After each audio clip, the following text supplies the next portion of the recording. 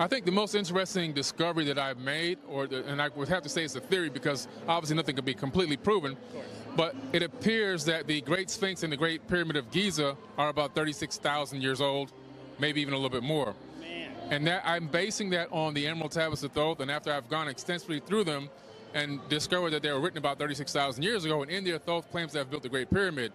But at the same time, the Sphinx itself has been now known to have a lot of weathering, and the weathering is leading to a lot of non-mainstream archaeologists to saying maybe the last ice age.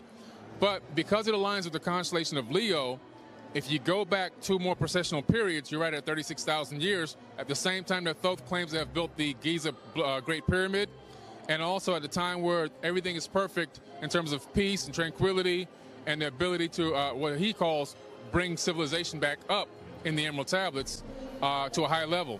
So I'm really thinking that the Sphinx itself is probably, and the Great Pyramid on Giza is probably about 36,000 years old. When I went to, the last time I went to Egypt was May of 2014, and I went to Saqqara, and I went to those pyramids of Saqqara and some of the structures at Saqqara, and I noticed that the quality of the construction, the further back you go, is better. And as you come closer into the future, everything becomes more or worse, or it falls apart, or it can't withstand time. And I'm starting to realize now, even when I went up into the Grand Gallery of the Great Pyramid and really started analyzing the structure, going into the King's Chamber, analyzing the fact that I still today can't put a human hair in between the granite blocks in the King's Chamber in the Great Pyramid, and realizing that we have literally been an advanced civilization here on this planet that has fallen apart due to probably some type of ancient war, or maybe a cataclysm, or maybe a combination of both.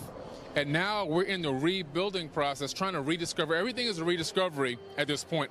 Everything from the metric system to construction techniques to technology to even this microphone that we're using right now. Everything has already existed here, and we're trying to find our way back to that high level again. That's amazing. So you mentioned that you're not even able to stick a piece of hair between the stones in the pyramid, right? It's very difficult even for us right now to be able to have technology at that level. What do you think from your findings does that tell us about that civilization? Well, the civilization was extremely advanced. They had tools that we don't have today. As a matter of fact, at Abu Simbel, when I went there, that was actually built much lower in that area, and we actually took it apart block by block and moved it up so that we can build a dam, so they can build a dam actually over there because they needed a dam. When they put it back, they tried to realign it to where the sun aligns perfectly with the chamber that illuminates the gods on the inside, and they couldn't do it. They were about 5 degrees off. With our advanced technology today, we still couldn't duplicate what the ancients did. So what that's telling me is that basically we've got to find a way to really figure out what types of tools they were using, because if we can tap into that, we might be able to get into things like zero-point energy.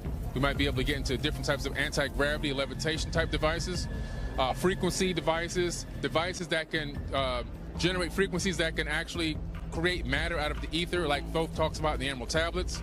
All these different types of technologies that were stripped out of a lot of these ancient sites, including all the apexes of the pyramids, the Grand Gallery of the Great Pyramid stripped clean of technology. By Compendium of the Emerald Tablets by Billy Carson.